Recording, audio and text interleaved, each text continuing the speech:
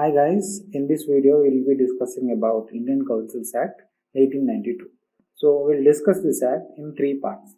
In the first part we will be discussing about reasons for bringing this act, or we can call it background of this act. In the second part of this video we will be discussing about features of the act, and in the last part of the video we will be discussing about effect of this act on Indian people. So let's look at the first part of this video, that is background or reason for bringing this act. So after the formation of Indian National Congress in 1885, there is a growing feeling of nationalism in our Indian people. So INC, which means Indian National Congress, on behalf of Indian people, they have put some demands to British authorities. So what were the demands? The demands were to reform the legislative councils, to hold the discussions on financial matters, and they demanded the election instead of nomination. So what is the difference between election and nomination? In the nomination, the higher official will pick somebody for the respective position. In the election process, people get to choose the person whom they want. So these were the demands that INC put on behalf of Indian people. So the Secretary of the State. Who is the Secretary of the State? Secretary of the State will be the cabinet member of British Parliament. Okay, he will be the mediator of Indian government and British government. So he did not agree to the plan of direct elections. So here we may ask ourselves one question, that why he did not agree to the plan of direct elections? Because if elections were to be conducted, then the people of India will elect only the Indian people, not the British people. So that is why he did not agree to that. So now let's move on to second part of the video, that is features of this act. Features in the sense the changes that have happened in the act. So in this act they have increased the number of Indians into the council. So as we demanded them to increase the number of Indians into the council, they have done according to that. And we were given the powers to discuss the budget and address the questions to executive on the budget.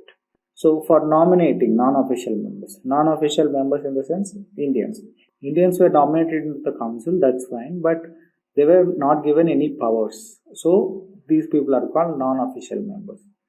So for nominating non-official members, the Viceroy will take the recommendations of Provincial Legislative Councils and Bengal Chamber of Commerce.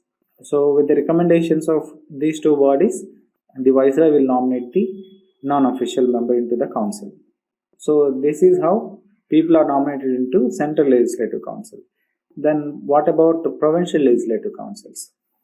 So for nominating people into Provincial Legislative Councils, the governor will take the responsibility, or the governor will take the recommendations from universities, municipalities, zamindars, chambers, district boards. He'll take recommendations from all these bodies and he'll nominate people into Legislative Council. Which council it is? Provincial Legislative Council. So governor will take responsibility for nominating people into Provincial Legislative Councils. Viceroy will take the responsibility to nominate people into Central Legislative Councils. For provincial, governor will take responsibility. For center, Viceroy will take the responsibility. So if you see the process carefully, these bodies will give recommendations for nominees. So the governor will take responsibility for nominating the people into Legislative Council.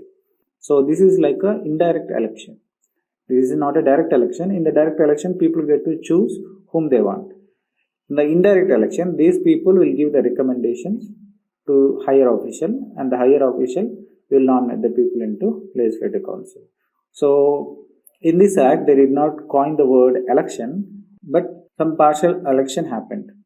So we can say this is the first step towards representative form of government. Let's move on to the last part of this video, that is effect of this act. So the effect can be good or bad. So the good effect is that the number of Indians into the Central Legislative Council and Provincial Legislative Councils have increased. And the bad effect is that they were nominated into the council, but they were not given any powers. And other bad thing is that they have done nothing for a common man. So this is about Indian Councils Act 1892. We'll meet again in the next video. Thank you. Thank you.